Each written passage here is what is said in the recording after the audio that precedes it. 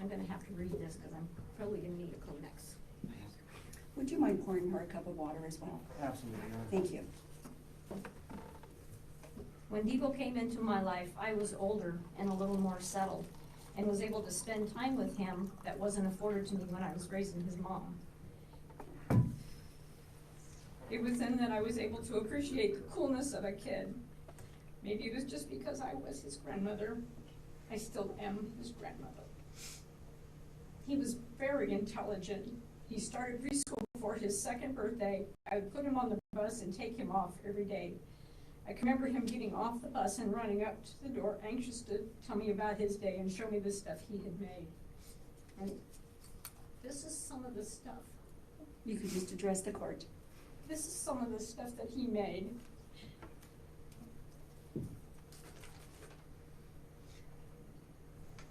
I love you. We keep stuff like that.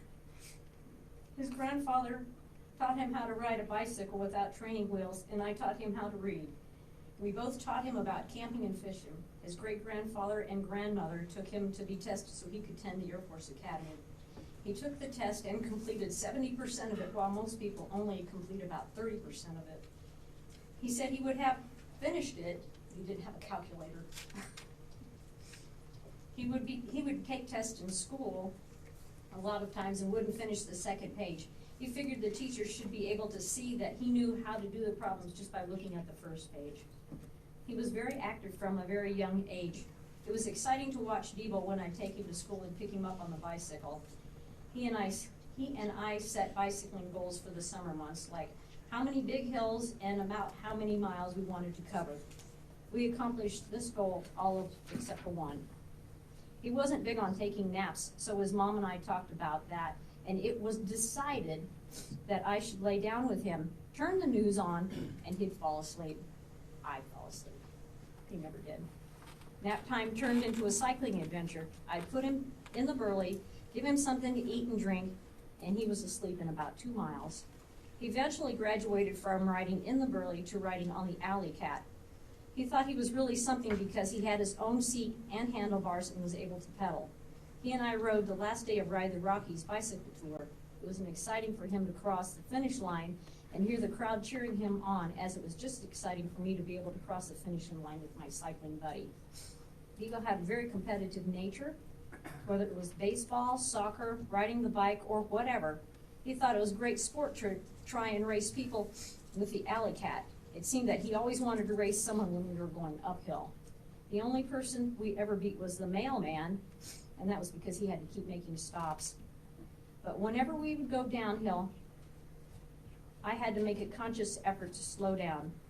I would hear him hollering from the back, "Hey, get off the brakes!"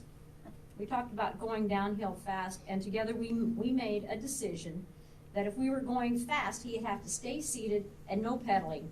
He was always compliant. He really enjoyed hiking. When he was about 3, he and I did a lot of hiking up Bar Trail. We would stop and read the signs all the way up. He and I talked about him wearing a helmet and gloves in case he fell while running on the trail, and made the decision that he would wear the helmet and gloves. And again, he was compliant. I would put him on my back when his little legs couldn't carry him any longer. He would lay his head on my shoulder with his face facing mine, and I could feel his breath while he slept there. So precious. He loved the outdoors, and especially going to Creed and hiking into the wilderness to Jumper Lake. We went camping in Creed and told him we would be there for 10 days. So after 7 days, we decided it was time to leave. He let us know that we said 10 days and that 7 days were not 10 days. We talked about it and decided to stay and to do what we said we would. The boy could eat. Boy, could he eat. So fast forward to college, Devo was larger than life.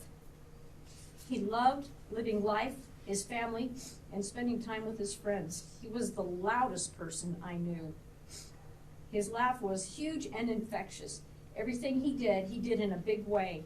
He was the smartest person I knew. He read the newspaper every day online, given his age, and kept on what was going on in the world, politics and sports.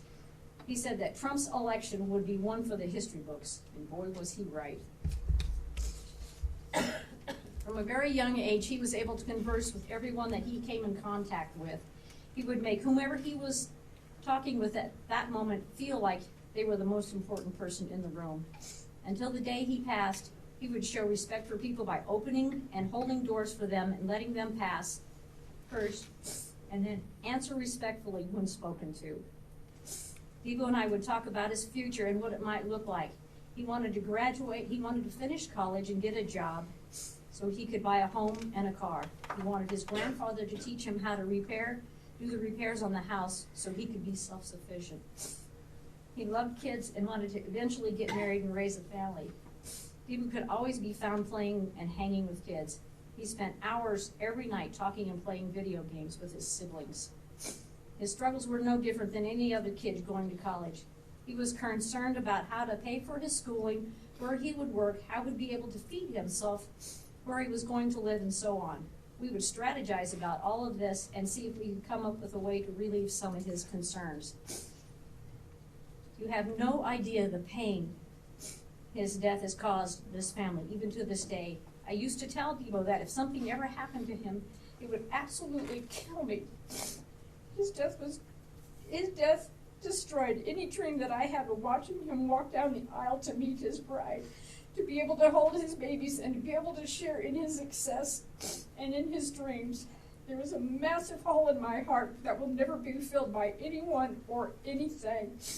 I never will be able to hug him, feed him, smell him, taste him, or take him shopping, or ever to hear his boisterous laugh again. The police could not have shown any less regard for Debo as a human than they did.